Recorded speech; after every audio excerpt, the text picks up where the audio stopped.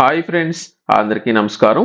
ఆంధ్రప్రదేశ్ ప్రభుత్వం తల్లికి వందనం పథకానికి సంబంధించి 1వ తరగతి నుంచి ఇంటర్మీడియట్ సెకండ్ ఇయర్ వరకు విద్యార్థులు ఎవరైతే ఉన్నారో వీరందరికీ సంబంధించి ఫీల్డ్ లెవెల్ వెరిఫికేషన్‌కి సంబంధించిన లిస్ట్ అయితే విడుదల చేయడం జరిగింది.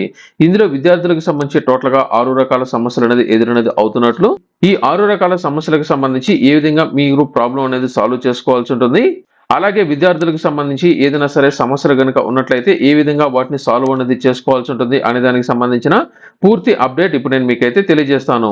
ఇప్పటికే చాలా మంది తల్లికి వందనం పథకానికి సంబంధించి వారి యొక్క స్టేటస్‌లు అయితే చెక్ చేసుకోవడం జరిగింది. అందులో వారికి సంబంధించి కొన్ని రకాల ప్రాబ్లమ్స్ అయితే చూపిస్తున్నాయి. వీటన్నిటికి సంబంధించి కూడా డిస్క్రిప్షన్‌లో నేను మీకు ఒక లింక్ ఇచ్చున్నాను. ఏ విధంగా వాటికి సంబంధించిన 6 స్టెప్ వెరిఫికేషన్ ప్రాబ్లమ్ అనేది ఉన్నట్లయితే ఏ విధంగా సాల్వ్ చేసుకోవాలో నేను మీకైతే తెలియజేస్తున్నాను. ఈ వీడియోలో మాత్రం వెరిఫికేషన్ అనేది ఏ విధంగా ఉండబోతుంది, వెరిఫికేషన్‌లో ఎటువంటి డీటెయిల్స్ అనేది మీరు అందజేయాల్సి ఉంటుందో నేను మీకైతే తెలియజేస్తాను. ఇందులో కొంతమందికి సంబంధించి పూర్తిగా పథకం అనేది ఇనెలిజిబిలిటీ వచ్చేదానికి ఛాన్స్ అనేది ఉంది. దీనికి సంబంధించిన అప్డేట్ గురించి కూడా నేను మీకైతే చెప్తాను. ఇలాంటి తాజా అప్డేట్స్ ఎప్పటికప్పుడు మీకు ఫాస్ట్‌గా రావాలి అనుకున్నట్లయితే ప్రస్తుతం ఆంధ్రప్రదేశ్ ప్రభుత్వం అమలు చేస్తున్న అన్ని రకాల జీవోలకు సంబంధించి ఎప్పటికప్పుడు నేను మీకు క్లారిటీ అనేది మీకైతే అందజేస్తూ ఉంటాను. ఇటువంటి తాజా అప్డేట్స్ కోసం ఇప్పటివరకు మీరు viral voice YouTube channel subscribe చేయకపోయినట్లయితే వెంటనే సబ్స్క్రైబ్ చేయండి. అలాగే ఈ యొక్క వీడియోను లైక్ చేయడం మాత్రం మర్చిపోవద్దు. ప్రస్తుతం ఆంధ్రప్రదేశ్ ప్రభుత్వం ఫీల్డ్ లెవెల్ వెరిఫికేషన్‌కి సంబంధించి 1వ తరగతి నుంచి ఇంటర్మీడియట్ సెకండ్ ఇయర్ వరకు విద్యార్థులకు సంబంధించి ఒక లిస్ట్ అయితే విడుదల చేయడం జరిగింది. ఇందులో ఎవరి పేర్లైతే ఉన్నాయో వారందరికీ సంబంధించి తప్పనిసరిగా ప్రస్తుతం వెరిఫికేషన్ అయితే ఉంటుంది. ఈ వెరిఫికేషన్‌లో విద్యార్థి అలాగే విద్యార్థికి తల్లికి సంబంధించిన వివరాలు అనేది వెరిఫికేషన్ అది చేసి వారికి పథకం ఎలిజిబిలిటీ వచ్చే విధంగా చర్యలు అనేది ప్రస్తుతం ఆంధ్రప్రదేశ్ ప్రభుత్వం మనకైతే చేపడుతోంది. ఇందులో మొదటిది స్టూడెంట్‌కి సంబంధించిన చాలా వరకు చూసుకున్నట్లయితే హౌస్ హోల్డ్ మ్యాపింగ్‌కి సంబంధించి, అంటే విద్యార్థి యొక్క తల్లి ఇద్దరు ఒకే హౌస్ హోల్డింగ్ డేటాబేస్ లో ఉండాల్సి ఉంటుంది. ఇలా ఎవరైతే లేరో అటువంటి వారందరికీ సంబంధించి ప్రస్తుతం వెరిఫికేషన్ అయితే జరుగుతోంది. చాలా వరకు చూసుకున్నట్లయితే ఈ యొక్క 6 రకాల పాయింట్లు అనేది హౌస్ హోల్డ్ డేటాబేస్ కు సంబంధించి మనకైతే రావడం జరిగింది.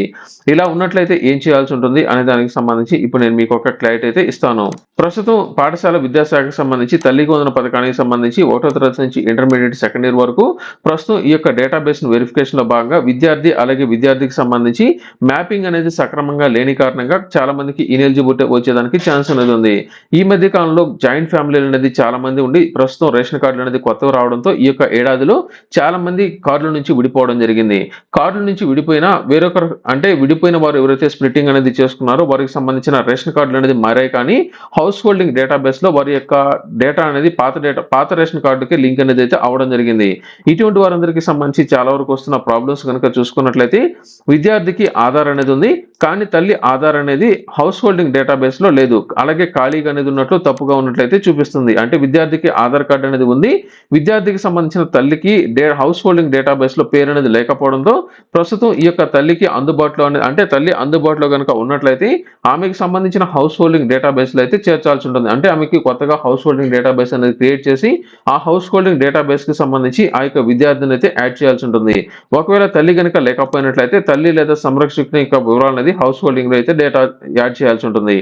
ఇక రెండోది తల్లికి ఆధార్ అనేది ఉంది, కానీ విద్యార్థికి ఆధార్ అనేది హౌస్ హోల్డింగ్ డేటాబేస్ లో లేదు. అలాగే ఖాళీగా ఉన్న తప్పుగా ఉన్న, అంటే పైన ఏదైతే ఉందో అదే ఇక్కడ వచ్చింది, కాకపోతే ఇక్కడ విద్యార్థి యొక్క డేటా అనేది హౌస్ హోల్డింగ్ డేటాబేస్ లో లేదు. ఇప్పుడు ఏం చేయాలంటే విద్యార్థి అందుబాటులో కనుక ఉన్నట్లయితే విద్యార్థికి ఏదైతే ఆధార్ కార్డు అనేది ఉందో ఈ యొక్క ఆధార్ కార్డును తల్లికి ఏదైతే హౌస్ హోల్డింగ్ డేటాబేస్ లో ఉందో దానికి మ్యాపింగ్ అనేది చేసినట్లయితే సరిపోతుంది. అలాగే తల్లి మరియు విద్యార్థి ఆధార్‌లో వేరు వేరు కుటుంబాలతో సర్వే అంటే నమోదు అనేది అయినట్లయితే, అంటే ఉదాహరణకు గతంలో జాయింట్ ఫ్యామిలీ అనేది ఉండి ప్రస్తుతం రేషన్ కార్డు అనేది స్ప్లిట్టింగ్ అనేది అయిపోయినప్పుడు ఇప్పుడు 2 రేషన్ కార్డులుగా రావడం జరుగుతుంది. అప్పుడు పిల్లలు మాత్రం పాత రేషన్ కార్డులో గనుక ఉండిపోయినట్లయితే, అంటే వేరువేరుగా వివరాలు గనుక ఉన్నట్లయితే అప్పుడు తల్లిదండ్రులు ఏ రేషన్ కార్డులో అయితే ఉన్నారంటే ఏ హౌస్ హోల్డింగ్ మ్యాపింగ్ లో ఉన్నారో దానికి ఆ యొక్క విద్యార్థిని మ్యాపింగ్ అంటే మైగ్రేట్ అనేది అంటే ట్రాన్స్ఫర్ అనేది చేసినట్లయితే సరిపోతుంది. అలాగే తల్లి మరియు విద్యార్థి ఇద్దరు ఒకే ఆధార్ నంబర్ అనేది నమోదు అనేది అయినట్లయితే ఒక్కొక్కసారి ఏమవుతుందంటే విద్యార్థికి ఒకే ఆధార్ నంబర్ ఇస్తారు, అలాగే తల్లికి కూడా ఒకే ఆధార్ నంబర్ అనేది వచ్చినట్లయితే అటువంటప్పుడు ఎవరికైతే తప్పుగా నమోదు అనేది రేషన్ అంటే ఆధార్ నంబర్ లింక్ అనేది అయి ఉందో దాన్ని మార్చినట్లయితే సరిపోతుంది.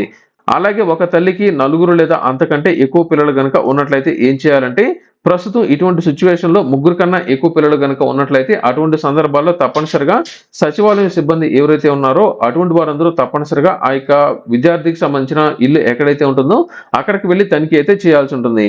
ఆ పిల్లలు అందరూ ఆమెకు సంబంధించిన వారేనా లేకపోతే ఎక్కడైనా సరే దత్తత అనేది తీసుకున్నారా అనే విషయాలను పరిశీలించి వారికి అన్ని సక్రమంగా అయ్యే విధంగా హౌస్ హోల్డింగ్ మ్యాపింగ్ అనేది చేసే విధంగా చర్యలు అనేది అయితే చేపట్టాల్సి ఉంటుంది. ఈ 5 గనుక పాటించినట్లయితే మాత్రమే మీకు హౌస్ హోల్డింగ్ డేటాబేస్ అనేది తప్పనిసరిగా వెరిఫికేషన్ అయితే చేపించుకోవాల్సి ఉంటుంది.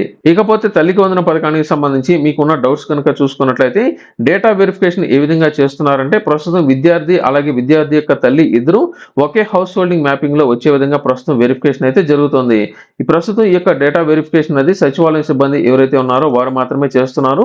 వెరిఫికేషన్ మాడ్యూల్‌కి సంబంధించి ఇప్పటికే లిస్ట్ అనేది అయితే విడుదల చేయడం జరిగింది. అందులో ఏ డేటా అనేది ఉందో ఆ యొక్క డేటాను బట్టి లబ్ధిదారులకు ఈ యొక్క మాడ్యూల్‌లో వెరిఫికేషన్ అయితే చేస్తున్నారు. ఒకవేళ విద్యార్థికి సంబంధించిన వివరాలనేది డేటాబేస్‌లో గనుక లేకపోయినట్లయితే అంటే అధికారులు ఇచ్చిన డేటాబేస్‌లో గనుక లేకపోయినట్లయితే ఆ యొక్క వివరాలను తప్పనిసరిగా వివరాలనేది పరిశీలించి కొత్త డేటా అనేది అప్‌డేట్ అనేది అయితే చేయాల్సి ఉంటుంది. విద్యార్థి మరియు విద్యార్థి యొక్క తల్లి వేరు వేరు కుటుంబాల్లో గనుక ఉన్నట్లయితే ఇద్దరు ఒకే కుటుంబంలో వచ్చే విధంగా చేయడం జరుగుతుంది. ఒకే తల్లికి నలుగురు పిల్లలు గనక ఉన్నట్లయితే ఇది సేమ్ ఇప్పటికే నేను మీకైతే తెలియజేస్తున్నాను. ఫైనల్‌గా మనకు ఈ యొక్క ఫైనల్ లిస్ట్ అనేది ఎప్పుడొస్తుందంటే ప్రస్తుతం ఈ యొక్క డేటా వెరిఫికేషన్ అనేది జరుగుతుంది కాబట్టి ఈ డేటా వెరిఫికేషన్ ఎప్పుడైతే కంప్లీట్ అనేది అధికారులు చేస్తారో ఈ యొక్క వెరిఫికేషన్ అనేది అయిన వెంటనే ఫైనల్ లిస్ట్ అనేది విడుదల చేయబోతున్నట్లయితే తెలియజేశారు. డేటాలో ఏదైనా సరే తప్పుగా గనుక నమోదు అనేది అయి ఉన్నట్లయితే మీరు తప్పనిసరిగా అయితే చెక్ చేసుకోండి. చెక్ చేసుకునే ప్రాసెస్‌లో ఇక్కడ తల్లికి వందనం పథకానికి సంబంధించి మీ యొక్క స్టేటస్ అనేది చెక్ చేసుకునే సమయంలో ఏదైనా సరే తప్పులు గనుక ఉన్నట్లయితే వెంటనే సంబంధిత అధికారులకైతే తెలియజేయండి. వారు వెంటనే మీ యొక్క వివరాలు అనేది అప్డేట్ అనేది అయితే చేస్తారు. తల్లికి వందనం పథకానికి సంబంధించి ఇక్కడ మీ యొక్క స్టేటస్‌లో ఏదైనా సరే తప్పులు అనేది ఉన్నట్లయితే ఖచ్చితంగా మీకు పథకం అనేది ఆగిపోయేదానికి ఛాన్స్ అనేది ఉంది. ఇప్పటికే హౌస్ హోల్డింగ్ మ్యాపింగ్‌కి సంబంధించి గతంలో మనకు ఈ యొక్క ఫ్రీ లాగిన్ కూడా మనకైతే ఇవ్వడం జరిగింది. మనమే మన యొక్క వివరాలు అనేది హౌస్ హోల్డింగ్ మ్యాపింగ్‌లో యాడ్ అనేది చేసుకోవడం కోసం చాలా మంది గతంలో అయితే చేసుకోవడం జరిగింది. నేను ఆల్రెడీ ఒక వీడియో అనేది మీకైతే చేస్తున్నాను. డిస్క్రిప్షన్‌లో ఇచ్చినాను. హౌస్ హోల్డింగ్ మ్యాపింగ్ సంబంధించి ఒకసారి అయితే చెక్ చేయండి. ప్రస్తుతం ఆంధ్రప్రదేశ్ వ్యాప్తంగా ఈ యొక్క విద్యార్థులకు సంబంధించిన డేటా అనేది రావడం జరిగింది కాబట్టి ప్రతి విద్యార్థి ఈ యొక్క హౌస్ హోల్డింగ్ మ్యాపింగ్ సంబంధించి విద్యార్థి యొక్క తల్లు ఇద్దరు ఒకే రేషన్ కార్డులో ఉంటూ ఆ యొక్క రేషన్ కార్డు ఖచ్చితంగా హౌస్ హోల్డింగ్ మ్యాపింగ్ లో విద్యార్థికి సంబంధించిన పూర్తి వివరాలు అయితే కలిసి ఉండాల్సి ఉంటుంది.